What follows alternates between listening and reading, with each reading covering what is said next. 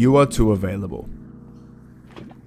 You know, throughout life, you're going to meet a lot of different people. And not all of these people will become your friends. But there will be times where you'll meet many, many different friends. You know, some will be your best friends, your closest ones forever. Some will be friends that come and go. Some will be the friends that you can only kind of see just for a good time out. And also just friends that are more acquaintances, but we kind of just call them friends because it sounds better. You know, the whole 9 yards of friendship. But today, we're going to be talking about being too available and the problem with that.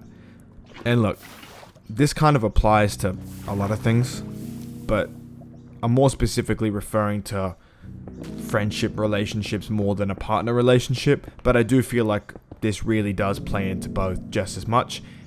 Just do keep in mind, obviously, when with your partner, you kind of have to be more available. That is the point.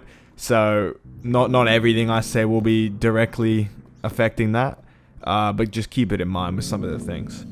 So what does it mean to be too available? Being too available, in essence, means that you're basically constantly ready to respond or constantly ready to do anything at the drop of the hat for somebody else. You have minimal boundaries, you initiate most of the connection, and you basically just respond straight away. Whether that's to plans, whether that's to this, whether someone wants you to do that, whether someone asks for a favor, you are the go-to person. That is usually what the kind of general term of being too available means.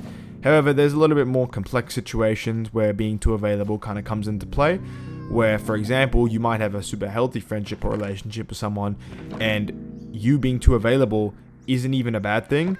It's just the fact that it's underappreciated, whether subconsciously or not. So we're going to kind of dive into it today, starting with the kind of general being too available. I feel like a lot of us have kind of been in that kind of general small spot of being there too much for somebody at some point in our lives, whether that's now or previously. At some point you always wanted to be around a certain person or a certain group, and you do everything to fit in, you do everything to be there, and sometimes that was acting a way you didn't felt right within you, doing things you might have not wanted to do, saying things or talking a type of way, dressing a type of way, just trying to be something you're not.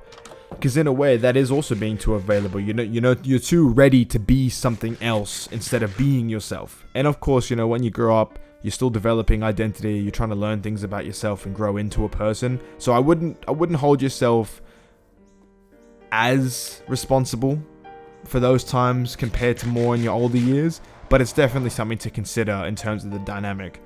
And the reason this is important is because if you still have friends from your younger days, obviously they were there for that period. They might have seen you when you were acting a type of way or doing this or doing that. So eventually, when you grow, if you're kind of changed but not changed that much, people might still disvalue your appearance in their lifetime, kind of just depending on how they see you. Because, you may see yourself different and you may know you've changed, or you may feel this or that, but the other person might not feel that way about you. A great example is if you see someone after a couple of years that you haven't seen since high school, for example. They might look at you as the exact same as when they last saw you, because they don't actually have another impression of you ingrained in their head. They can only really see you as the last time they saw you. So obviously there's going to be exceptions. You might talk to people for a while and their opinion of you might change. You might look physically different. You might talk different. Like there might be different factors that can obviously override these things. But, kind of generally, people are going to look at you the same as they did the last time they saw you, just because they don't really have anything else to go off.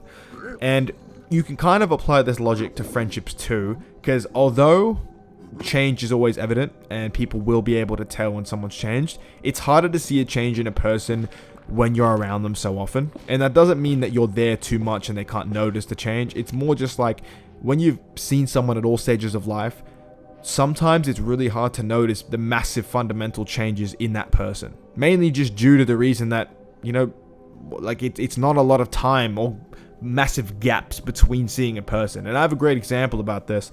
One of my kind of friends that I know, he disappeared on a long trip overseas for around 6 to 12 months. I forget how long it was exactly, but he basically went abroad. And before that, obviously I had my impression of him. When he came back, he had a very, very, deep introspection about him. You know, I could tell that there was a massive change, and whether that was because he was both physically leaner, he looked physically healthier, whether that was because he talked a bit different. Like, there was a bunch of factors that I think really added to that wow factor, but I could tell there was a difference. Now, if you had told me that he had changed and I'd seen him, you know, every week or so, I probably wouldn't have noticed a change nearly as much, maybe besides his physical appearance, which is obviously the hardest change to physically ignore. Now, it's moments like these where you kind of have to apply the logic of being too available, both in being there for somebody, but also as well as present. If your presence is always there, you know, you're always appearing in somebody's life, whatever you feel they might not be seeing or you feel is lacking from that relationship, mostly is due to the amount you are kind of present in their life. Think of it this way, right? If I play a game every single day versus if I play a game once a month, I'm probably going to enjoy the game or want to play it for longer when I see it once a month versus seeing it every day. Because, you know, it's like, oh, I can just play it tomorrow. Oh, I can just, you know, do this tomorrow. I can do a little bit now. I can do more tomorrow. You're like, you don't have to put in 100% effort or, you know, derive all your time into it when you're going to see it very soon again, or you're going to be able to play it again. Same thing like waiting anticipation for a show. If you have the ability to watch the entire show in one go, of course you might want to keep watching it, but you know, you're not going to be as like, oh, you know, I don't need to watch it right now because, you know, I can watch it later. Whereas if it's a series, you know, you're longing to see it, you're waiting for something to happen. Or if it's every week, you know, you can't wait until the end of the week to see it and stuff like that.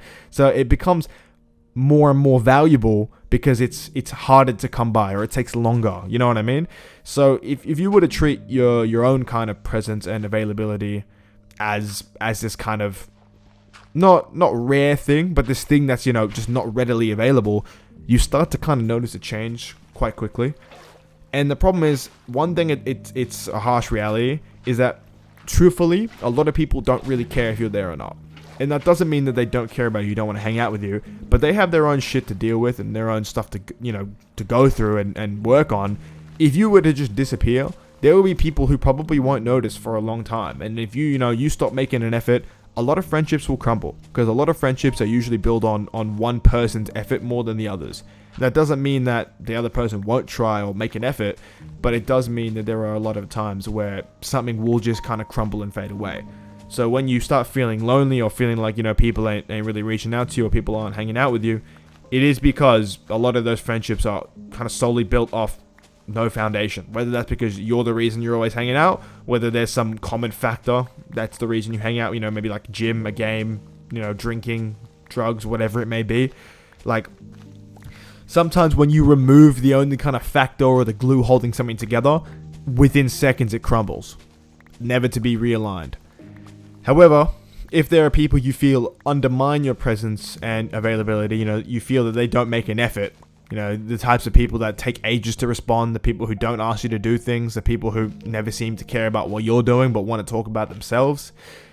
These are the type of situations where you don't truly know if that person cares about you and has just gotten used to the dynamic, or if they genuinely just don't care. And this is why pulling back your availability is important. When you're too available, you lose not only time and energy for yourself, you feel undervalued. There's a massive imbalance between you and the other person, because if you're the person who's bending over backwards to appeal to the other person's time and schedule, your own schedule and your own whatever and rhythm gets completely thrown off. So not only is there an imbalance in yourself, there's an imbalance in the friendship. So take it with a grain of salt, but sometimes literally just disappearing is a smart thing to do. And not disappearing like never talking to your friend again and, you know, completely ignoring the messages, but basically disengaging. Like, imagine you were putting your phone was on charge and it was always on charge, you know, you were given 100% all the time. Imagine taking the phone off charge and just letting the battery drain. You know, how long will it take before it dies? How long will it take before you realize, or someone's like, oh, you should charge your phone, or this or that? This is not a great analogy, but the point is, how long will it take until somebody reaches out before it dies? And, you know, people are busy. One thing that we have to understand is that people's schedules can get very, very busy very quickly. And I'm sorry, some people don't care enough to reach out because you feel undervalued. And as much as I do believe people should be reaching out and it should be a mutual friendship, for real friendship, realistically, you have priorities, so do I. There's going to be days where people just don't don't have it in them, they're not bothered, they don't care, whatever it may be, because everyone has those days. So don't take it too personally. However, let's say if you go off and do your own thing, you pull back and, you don't make an effort to go on plans just to kind of see if someone actually bothers to try, and you don't get that response for a long time, then that is an answer in itself. Receiving no messages, no follow-ups, no check-ins, that is basically the impression you were looking for. Whether or not you wanted to believe that was going to happen, that is ultimately an answer. Besides that factor, people might start to notice your absence in their lives. If you're always available, let's say, you train with a friend 2-3 times a week at the gym, they will start to notice that you aren't training with them anymore. They might be like, oh, do you want to go for a session? Or do you want to hang out? Or they might give you a call. Like, it might be something super small, like just a random message or sending you some random shit. Like, some people will realize when it's been a while since they've talked to you. And at first it will be hard, not only for yourself, but even for them to realize, because when you're so used to someone being there, it's kind of like if they disappear for a bit, you're not too worried about it. You don't think about it too much, because again, when someone's busy, they don't really care. But when you start to realize, hey, this person hasn't asked me to hang out in months, you start to think, damn, I should check in on them, or what's going on? I want to see him.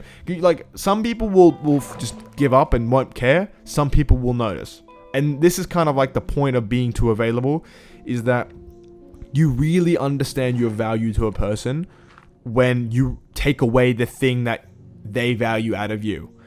And a lot of the time, that's just you being there. Someone can value your money, value your favors, can value your looks, can value your whatever, right? They can value something about you, but usually it can all kind of be disclosed in your presence and you being there.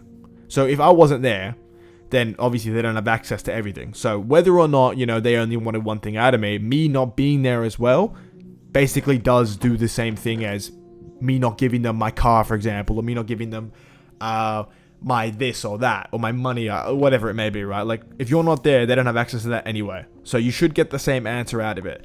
But obviously, don't just disappear on a whim. Don't just cut off all your friends because a YouTuber said, hey, this might be a good idea. Obviously, look at your situation, really break down, hey, do these people care about me? Are they reaching out to me first at all? Do they ever message me if I don't message them? Do they actually want to hang out with me? Are they too busy for me? Really look at the situation, be like, is it this way or is it that way? And then if you feel that you want to really see who cares and who wants to make an effort, just take a step back, see what happens. As long as you understand that people, including yourselves, have your own life, and there is going to always be quite a big gap in terms of scheduling, time management, plans, people's own personal problems in life. As long as you understand that everyone has to deal with that just as much as you, before friendship, before relationships, before all the other shit, then I think you'll be sweet. Because then when you look past all of that and, people start to realize, hey, this or that, hopefully you'll get your answer. But anyway, that's it for today's video. Thank you all so much for watching, and I'll see you in the next one.